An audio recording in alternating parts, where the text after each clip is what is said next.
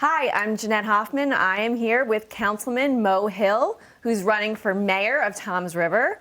Mo, thank you so much for having us here in your home today. Well, thank you very much for coming. Yeah, well, congratulations on your primary election victory. That was quite a turnout. Yes, it was. It was. We had 7,500 people turn out to vote for the mayor and council, and that was over 2,000 more votes than the upper part of the ticket. So there was a lot of interest in the race this year. There were three candidates, and we're very happy we won. Yeah, the whole slate won. Yeah, and you won in very diverse parts of the community, so that's really exciting for you, I'm sure. We kind of won all over. We won on the beachfront, we won the northern part, we won downtown. So yes, it was rewarding to see that the support was spread out throughout the whole town, not concentrated in one area. Now tell me a little bit about yourself and about your background. And I know you've served on council for 4 terms, so that's 16 years. That's quite a record. Yeah, it is. And I'm happy to have served.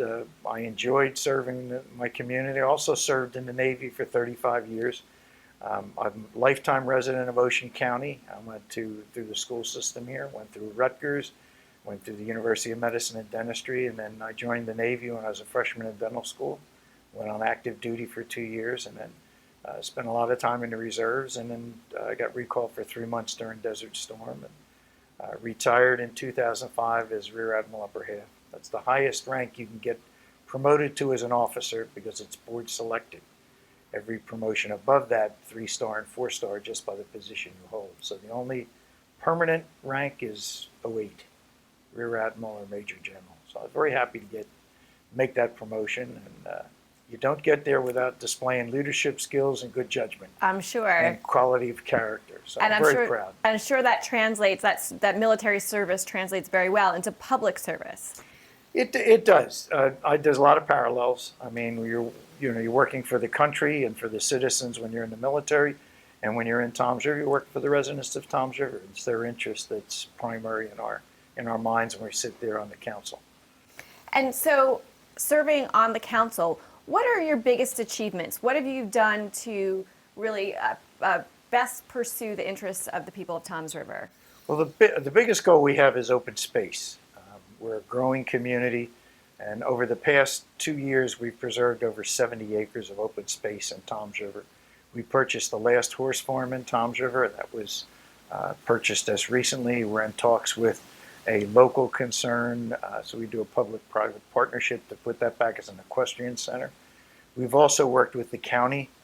The Ocean County Planning Board has recently approved for acquiring about 50 acres in town, and that'll go before the freeholders. And they're also reviewing another 30 acres. So we have a robust open space program. We just recently the county purchased the Fleischer Farm on New Hampshire Avenue. It's 10 acres, and that's kind of a win-win-win in that we used, the county was able to use farmland preservation funds, which prevents any development in the area. It has to stay as farmland, and we're in talks with people to farm that property, and the produce raised from there, some of that will go to Fulfill, which is the local food bank. So it's a 3-way win for the township, preserving the open space, and we're getting the produce going to feed the hungry. So it's a winner. Development seems to be a hot topic in this campaign issue in Toms River.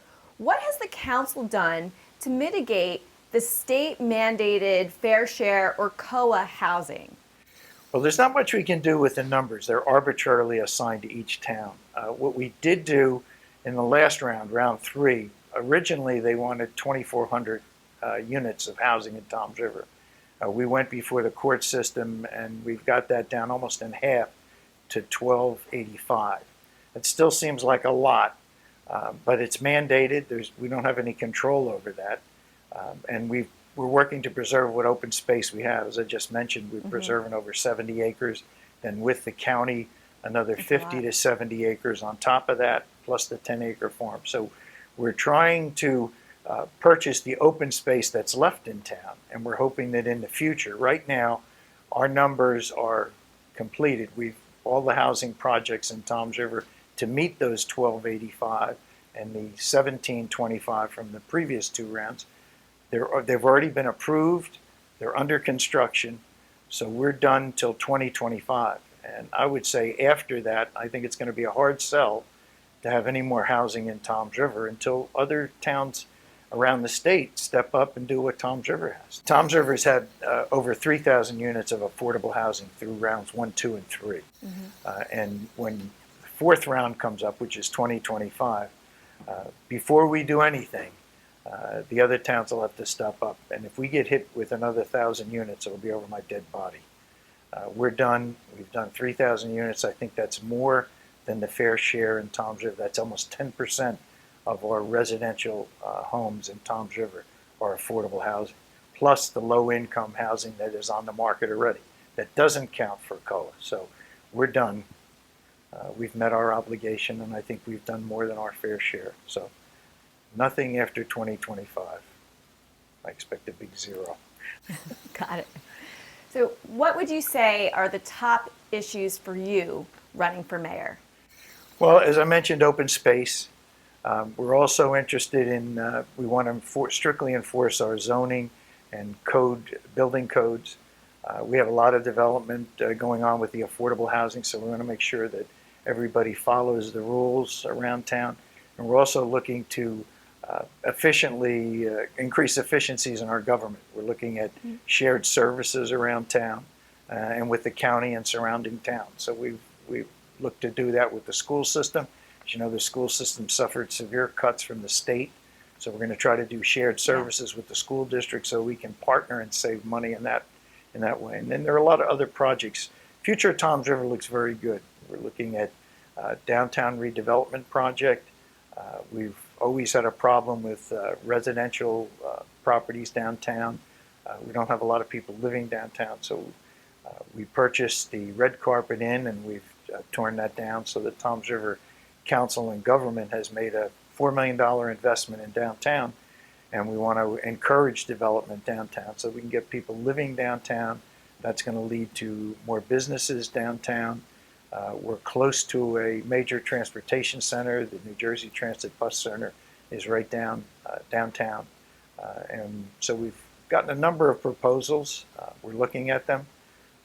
We also have a couple of other interesting projects going on. The Eastover Fire Department and Eastover First Aid are going to be locating into one building, which will be a savings. Because instead of having two sites, we're going to have one co-located site, which I think will set the model for the future, as some of our other buildings need to be replaced. We want to look at joining Pleasant Plains First Aid and Pleasant Plains Fire Department into a co-located building.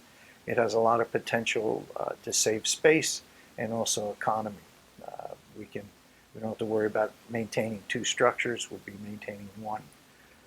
We also have a grant from the state where we've done mapping of bicycle paths around the state. There's a 10-year program at the state where you can get up to $1 million in grants as we flush out these different bicycle paths around town and partner with the state and the county where the roadways are to make sure we can have safe pedestrian and bike paths. We've also looked with JCP&L into changing out our light bulbs to LED bulbs, which will increase the wattage and the brightness in the street lights. There's a plan. Save money too. Save money, actually. Save money, and you're saving energy in the environment because it's less energy. There is a program in the state where they'll step in and grant up to $300 per light.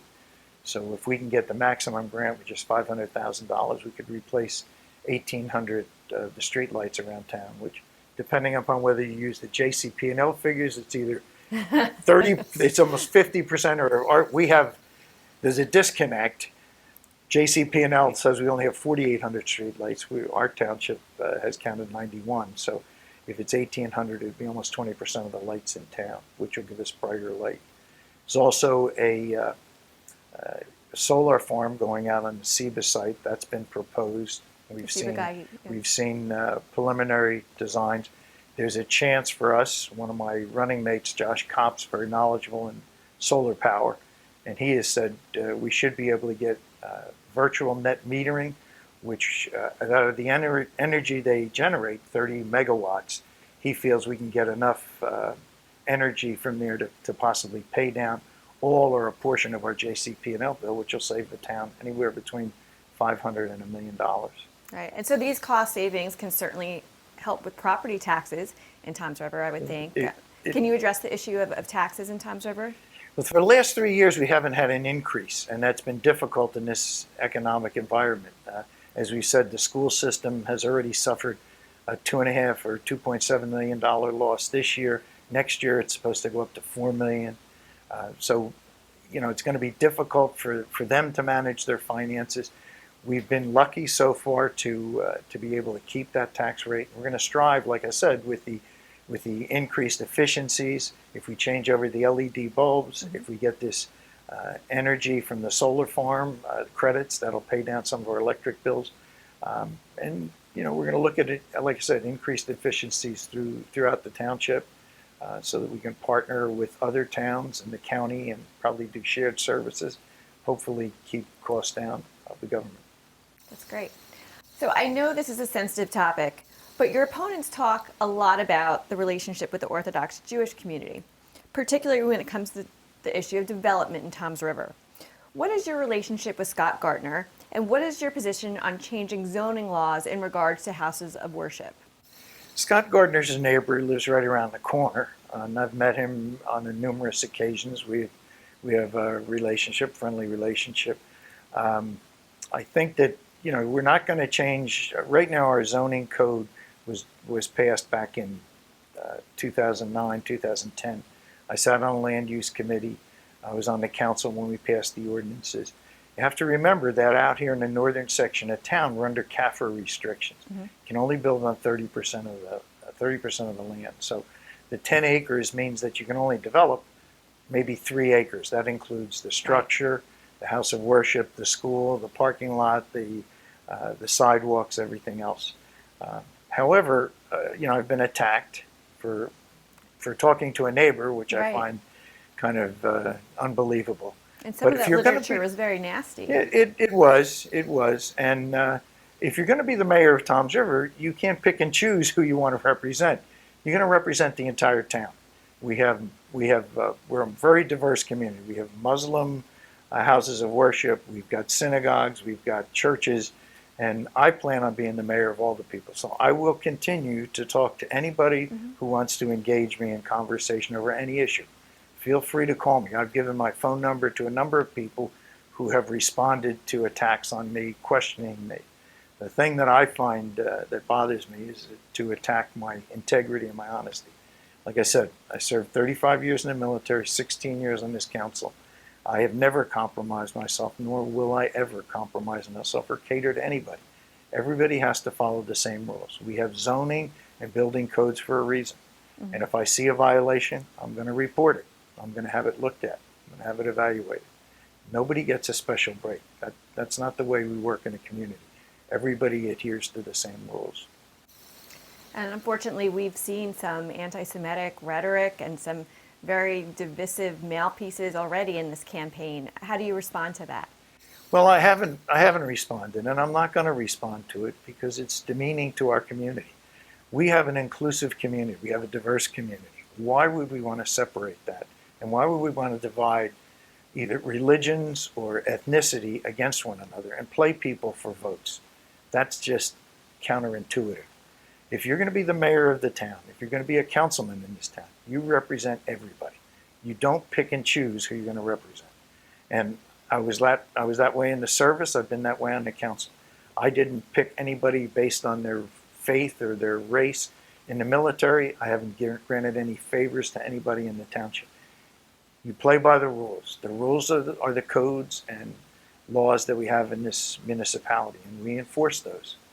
But you represent everybody in the community. And if there are concerns of one community, I'm going to meet with them. I'm going to discuss it and see if we can resolve those issues. But nobody gets a special favor. Nobody gets granted any special consideration. If you're the mayor of the whole town. So Mo, in May of 2018, you and other council members changed the zoning laws in North Dover to allow from 1/2 acre to 2 acres. And because of that, you were accused of being anti-Semitic. Can you explain to me how that all happened? Well, changing zoning has nothing to do with religious preference. The area of North Dover has had an impact with a lot of the affordable housing is in that area. The reason we changed it was to increase the zoning so that we would have more space for the homes out in that area. We wanted to reduce the congestion in the area.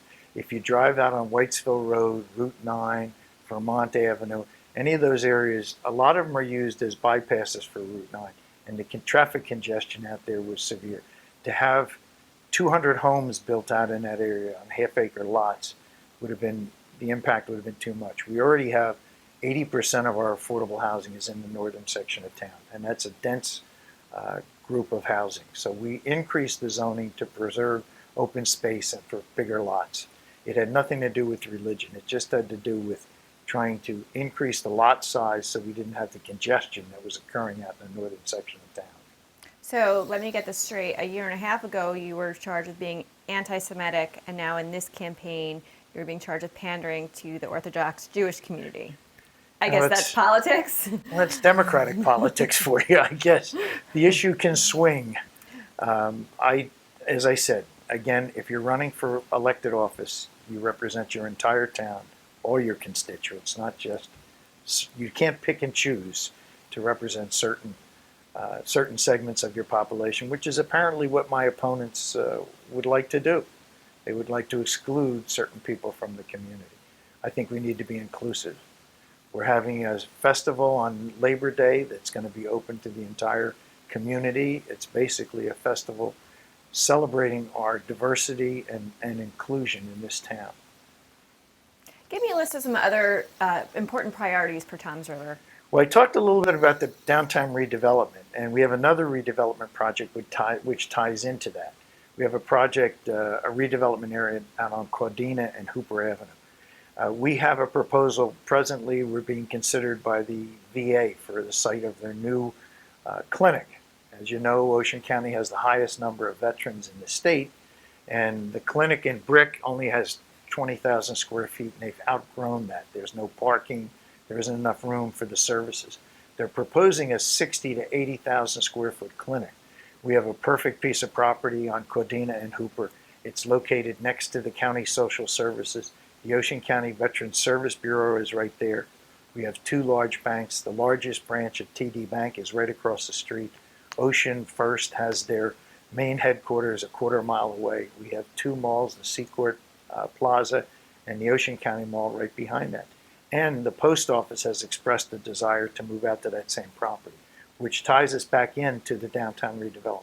Because if the post office moves out, that opens up another big parcel of land that we can develop for more downtown restaurants and commercial activities as we start to rebuild downtown. So these projects are exciting. It's the future of Toms River. My opponents are opposed to this. I see it as being a home run. It's a home run for the veterans. All for increasing veteran services. Right now, if they want to go to the hospital, they have to go to East Orange. A person would think the VA, if you have to go more than a half an hour away from your home, you should be able to go to a civilian hospital with your own provider and the VA pay for those services because they can't provide them within a reasonable time. To get on a bus, I've heard a number of veterans who have had to get on a bus from Brick to go up to East Orange only to have the appointment canceled. So they're losing 3 hours. When we can provide that service locally with this new clinic, it's going to mean more jobs. If they go from 20,000 to 80,000, it's going to be an increase in healthcare providers, staff that are going to be working there. Plus the buildings, both the post office and the VA, will be leased properties, which means we'll be getting tax revenue from that. It's not going to be tax-free, owned by the federal government. Mm-hmm. Federal government is leasing these properties. So we'll generate income for the township, jobs. It's going to cut down on people commuting. Again, it's another win-win. Right. My opponent doesn't feel that way, but I do.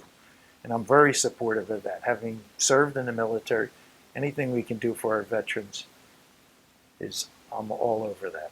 Absolutely. Mo, what is your position on Governor Murphy's sanctuary state policies and his directives not to cooperate with ICE? I don't believe that the governor has the authority, nor should he interfere with federal law. Our law enforcement officials should carry out federal statutes. For him to tell our people not to participate with the immigration authorities is asking them to violate federal law. And I think that's inappropriate. I think they need to carry out their jobs as law enforcement officials. And if they arrest somebody and they do a check on them and it turns up that they're here illegally, I think they're obligated to let the immigration authorities know that. They've been arrested for a crime. Why are we not reporting that they're here illegally? You can't have it both ways. You can't protect them from federal law. If they've committed a crime and they're arrested, and in doing that background check, it turns out that they're here illegally without the proper documentation, then I think it's incumbent upon our local police authorities to report that to the federal government. And I take it Toms River will not be a sanctuary city anytime soon? Never. Read my lips. Never. Mo, tell me about your plans for the VA in Toms River. Well, right now the process is going on for the selection of the site. There are 3 sites in Ocean County. We're one of the 3. I think it's the best site in Ocean County.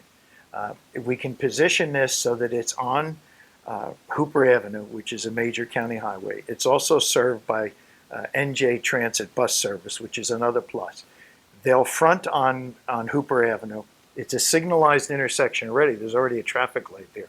We're going to move a fire station to the back, so we'll have fire service there. If the post office agrees to move, they're going to be in the back. So you've got, the vets can go there for medical treatment. They can also go for any of the social services to the Ocean County Social Services buildings, which are right next door. They can also go to the post office. And behind that, there's a proposal for a 45 unit apartment building, which would be preference for veterans. So again, I think that's a home run. We're going to move our fire station to the back. Right now it's just a fire annex. When we move it to the back, we'll be able to expand that. Again, maybe move some of our EMS ambulances in there along with some of our fire apparatus so we can have shared services there. I think the whole site just is a tremendous boon to the economy, to our tax base, and I think it provides a great service for our veterans and also for the residents of the town. If the post office locates out there, it's more centrally located in town. It's going to make their mail distribution more effective. It's going to allow the residents from the entire town to get down there and use the post office. Right now we have 1 substation in Silverton. We may have 1 out on Route 70, and the main post office is downtown, right at the Toms River, South Toms River border. So to get out in the northern section where I live, can take those trucks half an hour to 40 minutes. So it slows down the delivery. But we've got so many positives on that site. And I feel strongly, I'm waiting with my fingers crossed that they'll select the site. And hopefully soon. We'd like to see it happen sooner rather than later. Well, I can feel your excitement with this, with this proposal. proposal. I already got a name picked out for it. So if they want to name the building, I've got a name picked out that I'll put out there. But I hope they select this site.